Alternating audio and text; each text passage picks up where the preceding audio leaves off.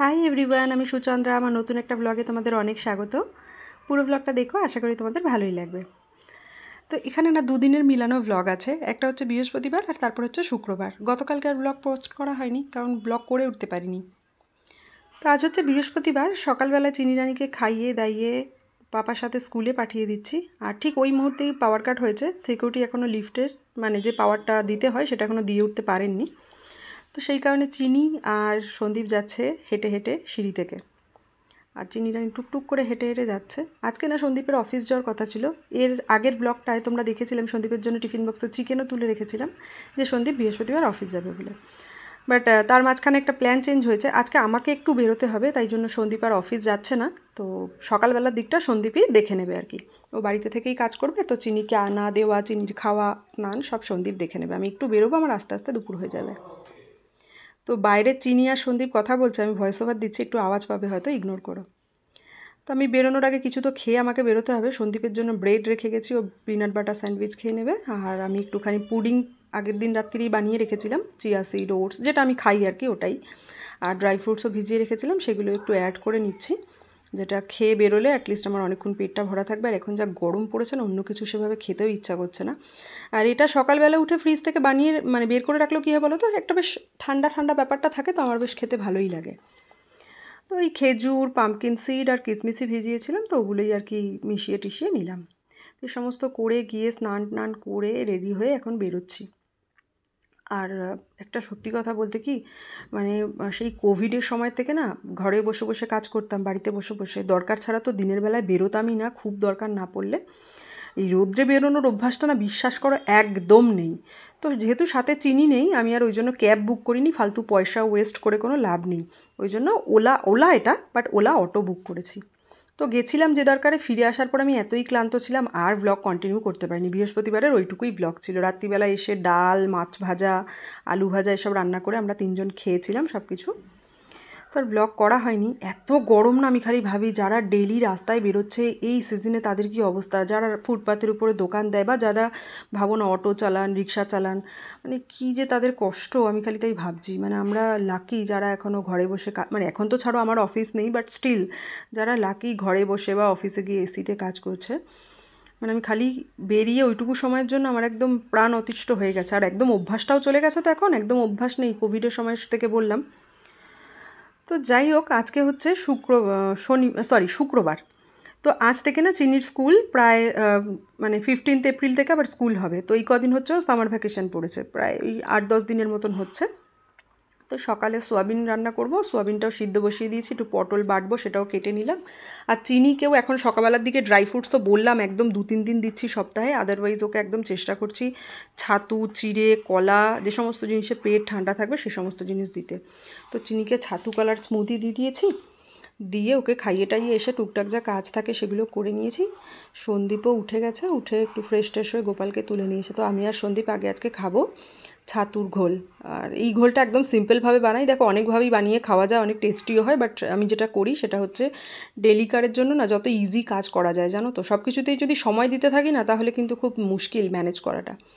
তো এখানে ওই 2 চামচ করে মানে 1 চামচ করে বড় ছাতু নিয়ে নিয়েছি, বিট নুন, লেবুর রস। আর আমি আজকে একটুখানি ঠান্ডা গরম জল মিশিয়ে করেছি। গরম জল বলতে ফোটানো জল না কিন্তু, মানে নর্মাল রুম টেম্পারেচারের জল আর ঠান্ডা জল মিশিয়ে করেছি। বোতলে আগে থেকে অ্যাড করে নিয়েছিলাম, তা নাহলে গরম তো একদম ইচ্ছা করছে না খালি জল খেতে। তো ছাতু খেলে পেট ঠান্ডাও থাকবে, ওই জন্য আমি আর সন্দীপ পরে ব্রেকফাস্ট করবো, বাট আগে একটু ছাতু খেয়ে নিই। তো সন্দীপ আর চিনি একটু বেরোবে আজকে, না ডিটক্স ওয়াটারটা বানাতে পারিনি, কারণ শশা শেষ হয়ে গেছে, আর কালকে সন্দীপের একদম সময় হয়নি যে বেরিয়ে গিয়ে আনবে।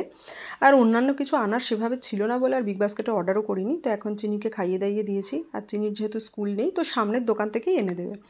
তো পাপার সাথে যাচ্ছে, সন্দীপকে বললাম ছাতুর শরবতটা খেয়ে যাও।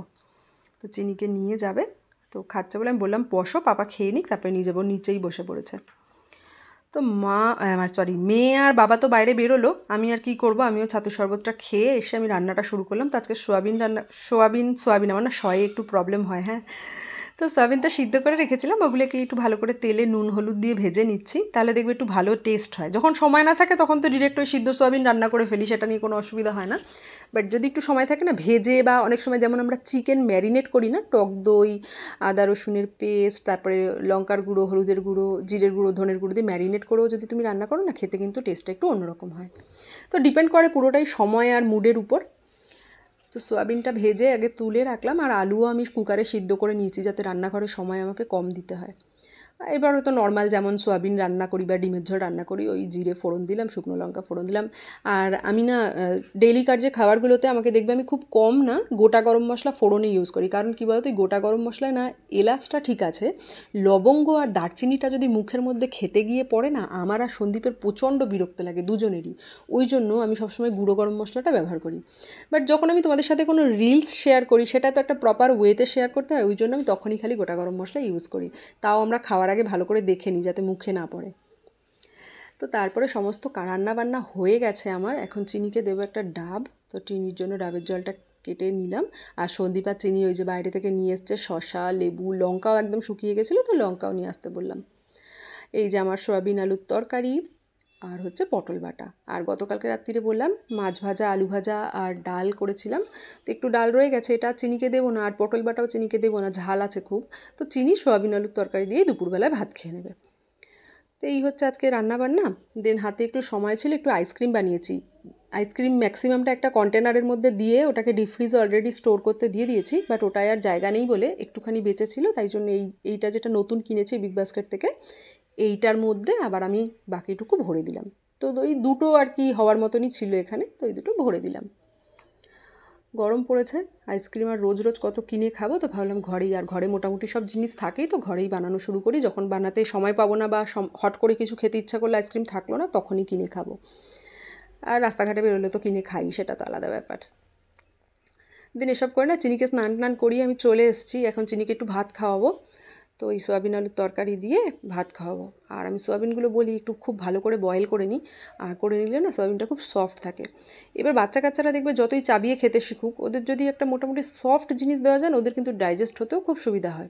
আর সয়াবিন দেখবে একটু ভালো করে নরম না থাকলে না খুব শিটে শিটে লাগে, বড়োদেরই কেমন একটা চাবিয়ে চাবিয়ে খেতে খেতে মুখের মধ্যে কেমন একটা ছাবা ছাবা লাগে দেখবে, আর বাচ্চাদের তো আরোই।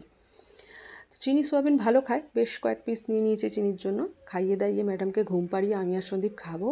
ভাত বেড়ে ফেলেছি, বাট সন্দীপ এখন আসতে পারিনি, অফিসের কাজ করছে, তো বললো আসছি আমি, দাঁড়াও। তো এই সমস্ত করে গিয়ে জানো তো, আমি সব বাসন টাসন ধুয়ে এখন গিয়ে একটু শোবো। আর আজকে যেহেতু ডিটক্স ওয়াটারটা বানাইনি, তাই ভাবলাম শিকঞ্জির মশলাটা তো রেডি করেই রাখি, তো ওইটা দিয়ে আমি আর সন্দীপ একটুখানি নর্মাল জলেই বানিয়েছি শিকঞ্জি, আর 2-3টে বরফ অ্যাড করে দিয়েছি। তো এখন খাবো। খেয়ে সেরকম আর কোনো কাজ নেই, এখন কি আমি একটু চিনির পাশে শোবো, অসম্ভব গরম, চিনি উঠলে আবার চিনিকে বিকেলবেলায় খাবার খাওয়াতে হবে। আর একদম বাচ্চাদেরকে চেষ্টা করছি যত, মানে বাচ্চাকে চেষ্টা করি যত হালকা খাবার খাওয়ানো যায়। ইভেন আমরাও তাই চেষ্টা করছি, একদিন একটু ধরো তেল মশলা খাওয়া হয়ে গেলে পরের দিন একদম গরম তো খুব হালকা খাওয়ার চেষ্টা করছি।